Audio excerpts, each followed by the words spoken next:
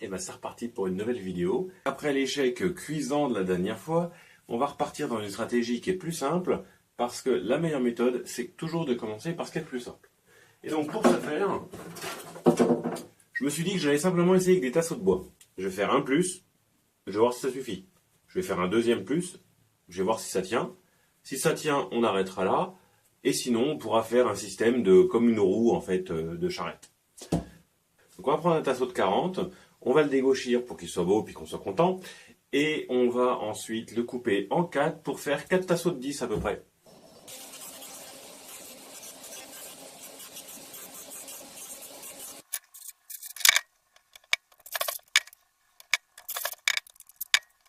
Donc voilà ce qu'on va essayer de mettre dans la poubelle pour essayer de la maintenir en bonne position.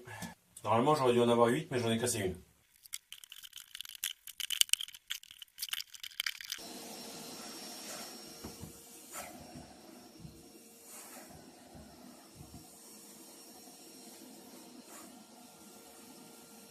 Donc comme vous voyez, après avoir ouvert, on voit que les machins ont bougé et que ça a bougé pour accompagner en fait la poubelle qui s'est écrasée de ces côtés-là. Par contre, des côtés où les bouts de bois étaient restés, ça n'a pas bougé, donc ça veut dire que ça marche plutôt pas mal. Donc l'objectif en fait, c'est de faire la même chose, mais en m'assurant que je maintiens les bouts de bois en position.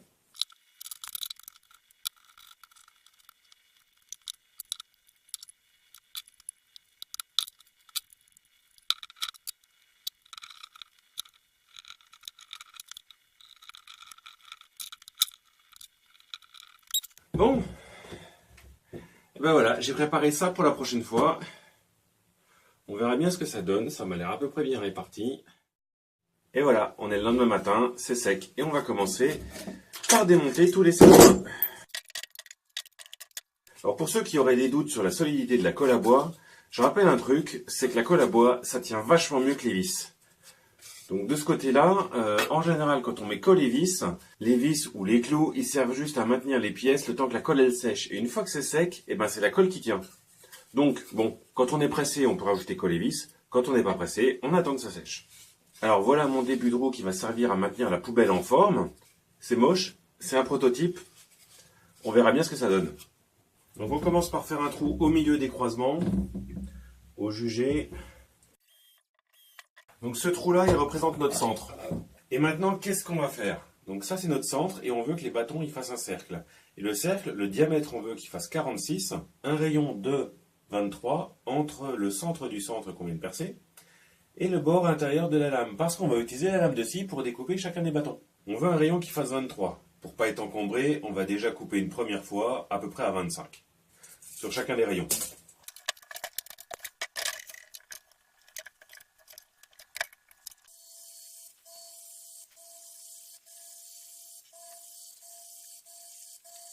On va utiliser la scie pour couper chacun des rayons à la bonne distance exactement. Donc pour ça, on veut 23 cm entre le bord de coupe de la scie et le centre. Donc là, je vais mettre un point à 23 cm. Et je fais un trou. Et maintenant qu'on a fait ça, alors j'ai percé à la taille d'un clou, précise. On va prendre un clou qui va servir d'axe en fait. J'ai mis mon clou dans ma pièce. Il tourne tranquillement, il n'y a pas de souci. Il dépasse de l'autre côté. Donc ici, j'ai une épaisseur à cause de mon rail. Pour que ce soit plat, j'ai mis un autre morceau de la même épaisseur. Et je mets ça dans le trou. Donc ce qu'on va faire maintenant, c'est une fois que ça c'est en place, ça tourne, ok. Et ben ce qu'on va faire, c'est qu'on va lancer la scie et on va utiliser l'axe de rotation pour couper à la bonne distance à chaque fois.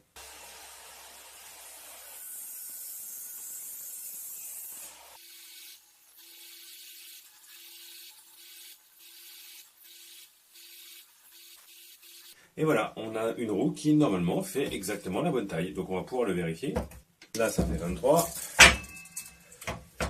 Là ça fait 23. Enfin vous avez compris, du coup on est tous exactement. J'ai rien inventé, vous trouverez ça partout sur internet. Mais c'est une méthode que je trouve super géniale pour faire des cercles avec une scie circulaire. Ok, alors ça rentre nickel. Alors, je fais un petit peu gaffe pour le mettre bien horizontal, tu vois. Comme ça, c'est à peu près équilibré de chaque côté. Là, j'ai 23. Là, j'ai 23. Là, j'ai 23. Là, j'ai 23. Et là, j'ai 23, 22 et quelques. Alors là, hop, je le remonte. Et ici, je le repousse un peu, quoi. Et là, c'est super, ça tient vraiment nickel, quoi. On appuie sur tous les bords et les morceaux, entre eux, ils bougeront pas. Alors là, tu pourrais me dire, effectivement, ça va nuire au cyclone. Mais en fait, le cyclone, il est surtout sur la partie supérieure. Et ensuite, une fois que ça tombe, bah, si ça casse le flux d'air, ça évitera que ça tourbillonne et que ça ait envie de remonter aussi. Parce que le but du cyclone, c'est de séparer quand ça rentre, mais surtout pas que ça remonte les affaires, quoi. Alors bon, on va faire un essai, on verra bien ce que ça donne. Là, on voit le couvercle qui se déforme, mais à l'intérieur, c'est quand même un petit peu. On voit que c'est pas suffisant. Ça a l'air d'être quand même bien solide parce que ça ne s'écrase pas totalement, mais ça se déforme quand même. Là, on voit que ça se déforme entre en fait.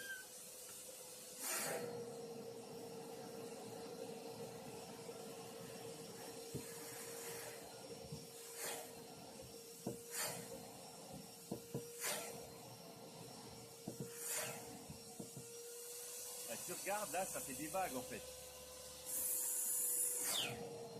Alors maintenant que j'ai essayé en le bouchant complètement à la main, je vais regarder si avec le flexible, en fait, ce qui bouge pas totalement, eh ben on a quand même un écrasement. Allez, c'est parti.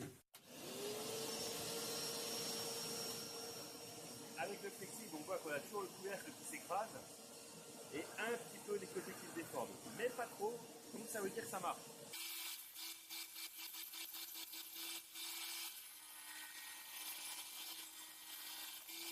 Alors déjà, tu as dû le remarquer sur la vidéo, quand j'ai utilisé la scie circulaire, il n'y avait quasiment pas de sueur qui sortait, donc ça veut dire que ça marche.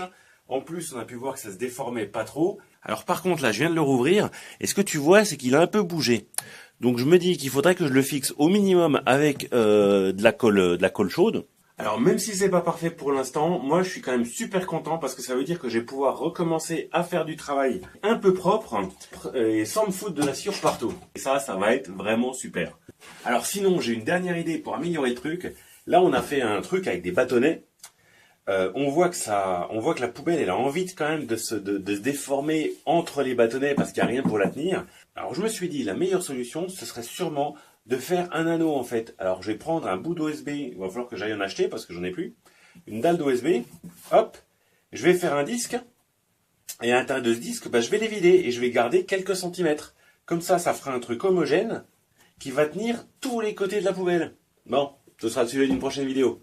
En tout cas, maintenant, ça, j'ai un aspirateur qui marche, c'est plutôt cool.